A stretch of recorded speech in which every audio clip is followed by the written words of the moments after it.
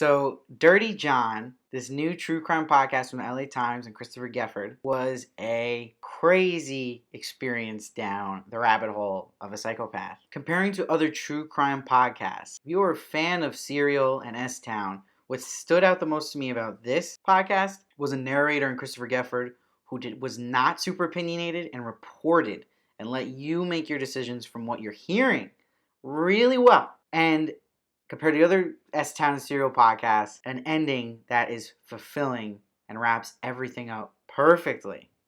So that I wasn't used to. Whereas Serial and S-Town, the endings can be and you get a lot of opinion and a lot of narrative parts where they're angling it on their angle, where I didn't feel there was an angle in this, which to me I like. I like to be the one who makes the angle from listening to what you're giving me on information. I thought the first 3 episodes of this were okay. I thought it moved a little slow out of the gates, and you're kind of like, okay, well, where is this going?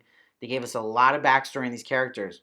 However, I like that it opened with us getting to know all of Deborah's family and where they stood on Dirty John. From Jacqueline being very aggressive about not liking him, to the grandmother understanding and liking him, and the mom, Deborah, just kind of blindly being in love with him and torn between her kids and him. And then there's just quiet Tara who would just cry about it. So it was very interesting how they set that up. I like that. But again, it's a little bit of a slow burn in the beginning. But when they really delved into Dirty John's backstory on episode 4, that's where it got real good. And the last 3 to me were incredible. I could not stop listening. I stayed up one night just to listen to those 3 back to back to back. And I just wanted to know, because they set it up in the first episode, what did this psychopath do that was really bad, that had a police call and there were stab wounds, and they tricked you because you thought he gave stab wounds to someone else, but it ended up being him who had all the stab wounds from little Tara. Amazing ending. I love how they brought, because I have Walking Dead pops behind me, I love how they brought Walking Dead into it, and that her seeing that iconic scene with Rick biting out of the throat of that guy, and that motivating her to know how to handle with like someone assaulting you was incredible, and it shows you how important TV is in general and how it can influence us, but how maybe violent things aren't so bad to watch on TV, to know certain stuff like that, because they're not teaching you that in school. And to have that translate to her getting attacked by Dirty John, this innocent girl, and her to stab him in the eye and bring it down the villain, and it's a heroic story. To top it off, there's another little girl, but she's way younger, child, who ran down, risking her life and making sure this girl's okay getting attacked by someone outside when many people just walk by that stuff and not do anything.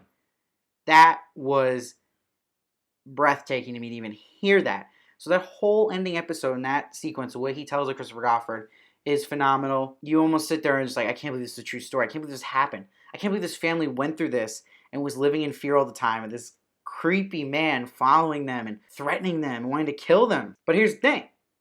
My angle on this is I blame Deborah for a lot of this, because she went back the second time after finding out all this criminal history of this guy. And I get it. People do weird things when they're in love with someone. There's also a Stockholm Syndrome factor here. But when your kids are also on the other end and you're risking their life, that needs to weigh out first at that point. You're being selfish. She still gave off weird vibes to me when she even talked about John in this podcast, and that she'd like kind of casually talk about him like it was no big deal how evil this guy was, or kind of still in denial. I mean, this guy almost killed her daughter, innocent daughter. She almost got killed. I'm not blaming it all on her. I'm just saying you should have known this was coming when you date a person with a criminal record like this of stalking and harassment, especially if you have 2 daughters. Not good. And besides me not liking Deborah, I really did not like her mother, because you could take this at the angle where she's a super forgiving person, yes, a good Christian, but that whole story with Deborah's sister getting killed by her husband, and the grandma still loving him like the day after and saying, I just spoke to God and I said it was okay. It sounded like she was making it about her. That's that delusional religious part of religion that I don't like, where, wait a minute, you're just making this about you. You're going to act cool like you're the mighty one because you're forgiving someone who did something terrible to your daughter. But there's a point where there's like blind forgiveness and you shouldn't. I mean, you can preach all you want, forgive, but there's cases where it's bad. You forgiving this guy got this guy out of jail way earlier than he should be. Now he can be a risk to someone else. And is there no justice for your daughter? I'm not saying revenge, but there's a reason why we lock people up. There's a reason why people go to jail and get psychiatric help. Like, you can't be in denial of it either. It's like Jacqueline was the character in this podcast that was the realist. And you need that. You need that to protect, and you need hope too, but you need a smart balance. I think a podcast did a really good job of showing how important both sides are, and you don't want to go to extremes. Where this kind of ran through the family from the grandma to Deborah, and it's full-on extremes of forgiveness. And the grandma still approves of Dirty John, who ends up trying to kill her granddaughter. So this blind ignorance here of just everyone's good, forgive, it doesn't work. I'm sorry. And this podcast did a great job of showing that. That's what I loved about it. So I would say Christopher Goffard did an incredible job here. My only complaint, and it's not his fault, it's just the way he talks, but when he would read anything as Dirty John, I always started laughing. Because he do this voice like a 20s villain in a mobster movie. And it did not match the guy I'm imagining in my head at all. Like, he's saying this big guy who's 6'2", a jock. And then he always do like, yeah, Dirty John emailed Deborah threatening to kill her kids. I'm going to kill your kids and I'm going to kill you too. It's like, I couldn't stop laughing every time. I imagine like this little chubby fat guy just saying this, like a penguin character. Like Danny DeVito's Penguin. There you go. That's what I imagine in my head. So that was kind of funny. I don't expect him to be a guy who's good at doing imitations, but Jesus, that was hard to hear. But overall, I thought it was better than Serial and S-Town, which I both loved. Season 1 of Serial, of course. But it had everything I wanted, had the drama, had a great ending, great narrative, wasn't too biased, wasn't too angled. Could have been a little quicker in the beginning, could have cut some stuff out for sure, yes.